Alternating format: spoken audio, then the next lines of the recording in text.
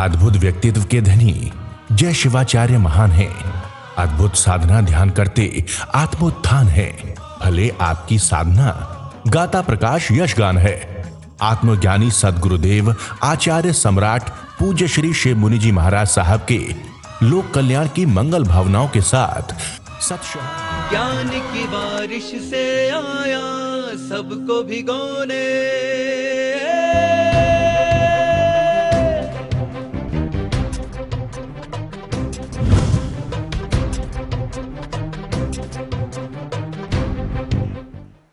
राजा परदेशी पौषध करता है। एक श्रावक का कर्तव्य बनता है जब आपको समय मिले ये घूमने जाना, ये बाहर ऐशराम करना, ये होटलों में करना कोई खास बात नहीं। ये श्रावक का कर्तव्य बनता है पक्षी अष्टमी को पौषध करो, अपनी आत्मा का पोषण करो। पहले जमाना था पौषध करते थे, आजकल का जमाना बदल गया, सबको पैसा चाहिए, पैसा पैसा पैसा। पैसे से कुछ होता नहीं और दुखी हो जाता है आदमी। तो अब राजा परदेशी की पत्नी सूर्यकांता बहुत प्यारी थी राजा को। सूर्यकांता भी बहुत प्यार करती थी। अब देखो उसको पता लगा कि ये पति अब मेरे काबू में आने वाला नहीं, वो धर्म कर्म को मानने वाली नहीं थी और वह अपना राजा परदेशी धर्म में रहता, पौषध करता, लोगों की दुख दूर करता, अपनी राज्य कुश में धन लुटाता। सूर्यकांता ने समझाया कि तुम क्या कर रहे हो। राजा परदेशी अधिक था, उनको धर्म का बोध हो गया था। जब रानी ने देखा कि पति मेरी बात सुनता नहीं, वो रानी जो प्राणों से प्यारी सूर्यकांता, वो रानी ने सोचा ये राजा मेरी बात नहीं सुनता। देखो एक नारी क्या क्या नहीं कर सकती। नारी जब सत्कर्म में आ जाए तो मोक्ष तक। मदन रेखा का नाम सुना आपने, कैसी वो नारी, पतिव्रता नारी, अपने पति को स्वर्ग में पहुंचा दिया।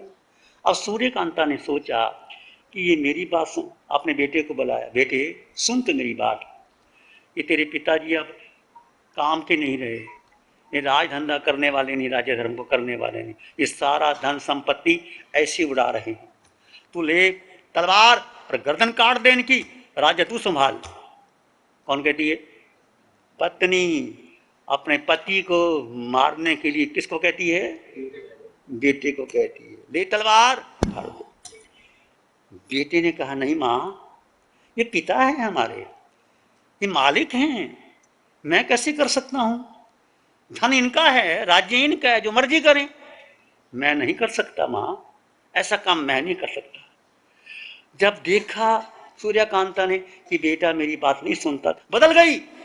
बेटे मैं तेरी परीक्षा ले रही थी, तू बहुत अच्छा बेटा है, तू होनहार है, तू पितृभक्त है, तू मातृभक्त है, मैं तो मजाक कर रही थी, ऐसी कह रही थी मुझे। अब बेटे ने इनकार कर दिया। अब रानी क्या सोचती है, मेरी बात यदि बेटे ने सुन ली और कह दी तो मेरा क्या होगा। अब जो मिथ्यात्वी होता है, जो कुकर्मी करना, अपनी सोचता कि मेरा क्या होगा। अब सोचती है कि यदि बेटे से तो बात बनी नहीं। बेटे को कहा नहीं, बेटे मैं तो ऐसे ही कह रही थी, ऐसी कोई बात नहीं थी, मैं तेरी परीक्षा ले रही थी, तू तो बहुत पितृभक्त है, तू ही एक बेटा है ऐसा करने वाला। अब उसने सोचा कि अब बेटा तो मेरे काम आएगा नहीं। अब उसने सोचा कि अब और कौन कर सकता है, कि कर नहीं सकता है, मैं ही कर सकती हूँ। उसने क्या किया, राजा प्रदेश से बेले का पारना भोजन में ताल पिट विष बनाया और उसको भोजन में डाल दिया। भोजन में डाल दिया अपनी पत्नी ने, सूर्यकांता पत्नी। ऐसा भी जीव होता है, संसार है, चलता है। राजा परदेशी श्रावक हो चुका था, धार्मिक हो गया था, सम्यक दर्शन स्पष्ट कर लिया था उसने। ये सम्यक दर्शन का प्रभाव मैं देता हूं आपको, जो अभी आपकी दो अंगों की चर्चा करनी है। सम्यक दर्शन मिल गया आपको तो मोक्ष का वीजा मिल गया, निश्चित मोक्ष जाओगे तुम। सम्यक दर्शन, अटूट श्रद्धा किसके पर? जीव पर, आत्मा पर, अस्तित्व पर, बीइंग पर, चेतना पर। गर्दन कट जाए तो कट जाए, शरीर चला जाएगा, मैं नहीं। राजा परदेशी बेले के पारने में भोजन करने आया, भोजन खाने बैठा तो पता लग गया इसमें विष मिला हुआ है। सामने रानी कुछ कह नहीं सकता, यदि कह दूंगा तो इसकी मौत हो जाएगी। चलो जो भी हुआ, आप वही ढीले के पारने में जो भोजन बनाया था राजा परदेसी उसको ग्रहण करता है, पर वो विष था। जैसे ग्रहण किया, अंग अंग में, कण कण में विष फैल गया, तड़पन, ध्यान हुई। राजा परदेसी ने सोचा इसका कसूर नहीं, मेरे ही कर्म का कोई उदय कर्म आया हुआ है। देखो धर्मात्मा व्यक्ति कैसे सोचता, मेरी ही कर्म का कोई उदय आया है, क्या करना चाहिए? किसी को दोष नहीं देता। हो गया, अंतिम समय संथारा कर लिया, सलेखना संथारा। अब इस शरीर रहे ना रहे, संथारा करता हूं। भेद विज्ञान किया, संथारा किया, जो केशी कुमार शर्मन ने वो शिक्षा दी थी वो काम आया। इसलिए अब आप भी, जरूरी नहीं कि समस्या को उपवास करना है, पार्षद करना है, करते रहा करो। बीच बीच में जब सप्ताह का समय आया, छुट्टी का समय आया, कभी उपवास कर लिया, कभी उपासना कर लिया, कभी बेला कर लिया, कभी दया कर ली, कभी भेद विज्ञान करते रहो। भेद विज्ञान एकदम नहीं होता। भेद विज्ञान शरीर और आत्मा दोनों अलग अलग है। बोलना नहीं, लिखना नहीं, पढ़ना, उसका अनुभव करना। तो भेद विज्ञान के द्वारा अपनी आत्मा को भावित करता हुआ, अंग अंग से वेदना पहर रही थी, शरीर को बहुत वेदना थी, पर आत्मा अपने भाव में थी। अंतिम समय अरिहंते शरणम पवज्जामि, अरिहंते शरणम पवज्जामि, अरिहंते शरणम पवज्जामि। प्राण दे दिए। देव सूर्याप देव बना, ऐसा देव जो भगवान महावीर के समर्थन में आके नाटक दिखाता है, 32 नाटक दिखाता है। सूर्याप देव जब वो बना राजा, देव तो अवधि ज्ञान होता है, बनते ही देवशैया पर जन्म होता है और 32 वर्ष का जवान हो जाता है। और आके पूछते हैं तुमने क्या खाया, क्या दान दिया, क्या पुण्य किया। अवधि ज्ञान होता है। जैसे ही उनको ज्ञान हुआ तो उसको पहले आया कि मुझे अब भगवान के सम्मुखन में जा करके ये दिखाना है। वो अपने धर्म की प्रभावना के लिए भगवान के पास आया कि प्रभु मैं कुछ नाटक दिखा। भगवान तो भीतर आ गए थे, वो कुछ नहीं कहते, शांत मौन हो जाते और 32 प्रकार के नाटक दिखाए जाते हैं। अचंभित हो जाते, देव कुरमा होती है, माया होती है, समेटी जाती है। जब नाटक दिखा दिए 32 प्रकार के, फिर गंधर्व गौतम ने पूछा प्रभु ये सूर्याप देव कौन था, इतनी चमक, इतनी दमक, इतना ऐश्वर्य, सूर्य से भी अधिक सूर्याप देव था वो।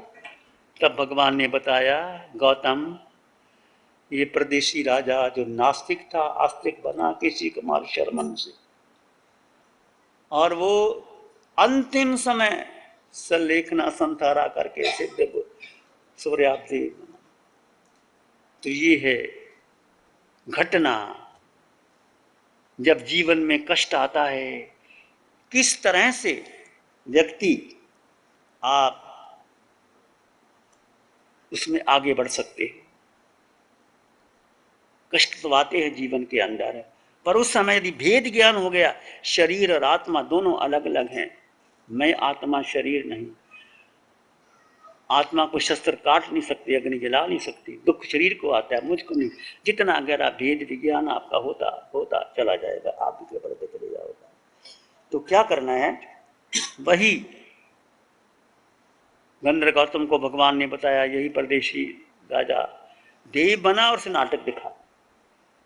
भगवान तो भगवान होते हैं, सब पितरागी होते हैं, उनको कोई फर्क नहीं पड़ता। इतनी शक्ति किस में आई है? धर्म में आई। धर्म कितना बड़ा धर्म का बल है। एक ज्ञानी का बल है, एक अज्ञानी का बल है।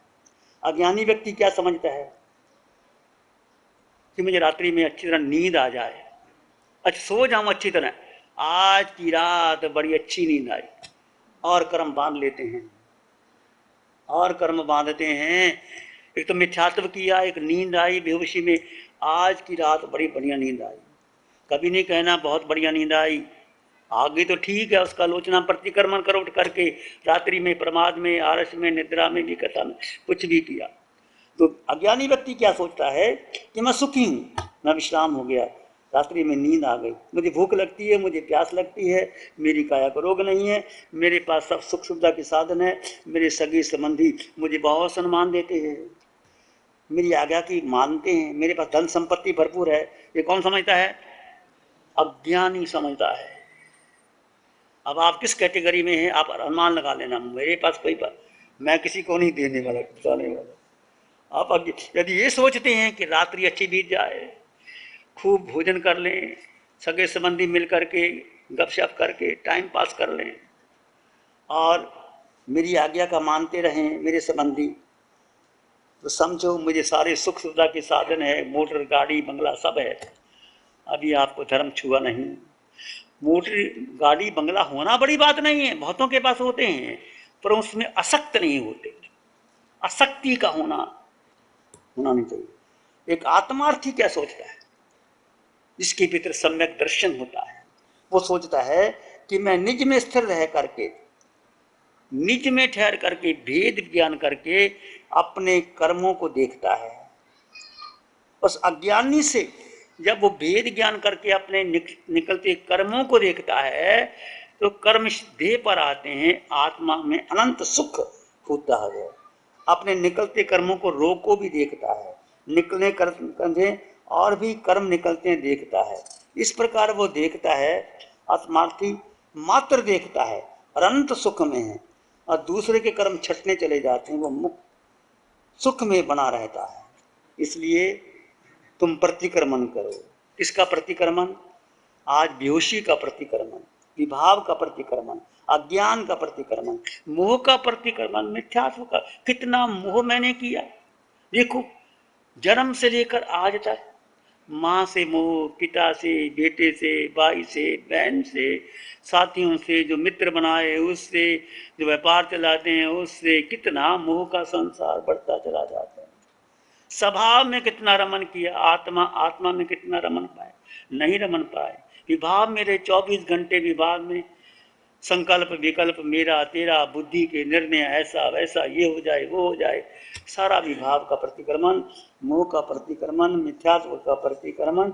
शाम को जब बैठेंगे तो प्रतिक्रमण करेंगे। प्रतिक्रमण का मतलब ये नहीं कि पार्टियां दुराना, शाम को पार्टी दुराना नहीं। जैसे आपने किसी को झूठ कह दिया, आपने किसी को कठोर वचन कह दिया, और आपने कह दिया और आपने उसको नजरअंदाज कर दिया, मैं तो मजाक में कहा था, मजाक नहीं होता, वो कर्मों का गाढ़ा बंद हो जाता है। यदि ऐसा कोई झूठ हो गया, चोरी हो गई, पाप हो गया, उस समय क्या एक ग्लानि का भाव आए मेरे भीतर कि मैंने उसको ऐसे कैसे कह दिया, एक ग्लानि का भाव आ जाए, तो प्रतिक्रमण करना ना पड़े, प्रतिक्रमण हो जाता है। प्रतिक्रमण हो जाए, करना ना पड़े। पार्टियां तो बहुत पढ़ ली हैं, मिच्छामि दुक्कड़म, मिच्छामि दुक्कड़म, ऐसे ऐसे करोगे शाम, ठीक है वो भी करना, मैं मना नहीं करता कि वही बंद कर दो करना, परंतु उसके साथ साथ भीतर ग्लानि का भाव आना चाहिए। तो प्रतिक्रमण किया नहीं जाता, प्रतिक्रमण होता है। ध्यान करना नहीं पड़ता, ध्यान होता है जब आप भेद ज्ञान निरंतर निरंतर करते रहे। हम कितने सौभाग्यशाली हैं, अरिहंत परमात्मा की वाणी मिलती है हमको। सबको आनंद आ रहा है, बोलो आनंद आ रहा है कि नहीं आ रहा? थोड़ा आ रहा है, कितना का आ रहा है? अच्छा, वो आनंद कहां से? भीतर से आता है। तो आत्मग्लानि प्रतिक्रमण होता है। आप एकांत में बैठना, कार्यक्रम के बाद 24 घंटे में अपने लिए प्रतिक्रमण करना कि मैंने किस किस का मन दुखाया, किस किस को मैंने ऐसे किया। आज प्रतिक्रमण करना बहुत जरूरी है। प्रतिक्रमण कर लोगे तो हल्के हो जाओगे, तुम ही हल्के हो जाओगे।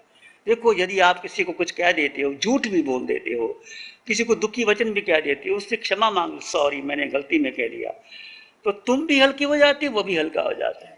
एक पत्थर पड़ा रहता है भीतर, यदि आपने जब तक आपने सॉरी नहीं कहा। ये सॉरी अंग्रेजी का शब्द है सॉरी, पर मिच्छामि दुक्कड़म, अंतःकरण से मेरा जो कार्य किया गया प्रभु मिथ्या हो, मैंने ऐसे कह दिया। तो प्रतिक्रमण करेंगे, सब जीवों से क्षमापना करेंगे। प्यारी गुरुवाणी है, बड़ी ही सुहानी है। नमो अरिहंतानंग, नमो सिद्धानंग, नमो आर्यनंग, नमो जयनंग, नमो लोय सब सावनंग, धम्मो मंगल मुखी ठमा हिंसा संयमो तबो देवावित्तं नमं संति जस धम्म श्यामनो। श्री चत्तारी मंगलम, अरहंता मंगलम, सिद्धा मंगलम, साहु मंगलम, केवली पाणत्तो धम्मो मंगलम। चत्तारी लोग उत्तमा, अरहंता लोग उत्तमा, सिद्धा लोग उत्तमा, साहु लोग उत्तमा, केवली पाणत्तो धम्मो लोग उत्तमा।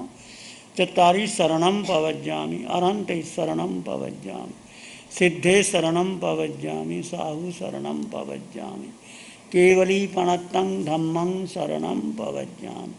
चारे शरण दुःखहरण जगत में, और न शरणा कोई होगा, जो भव्य प्राणी करे आराधन, उससे काज अमर फल होगा, उससे काज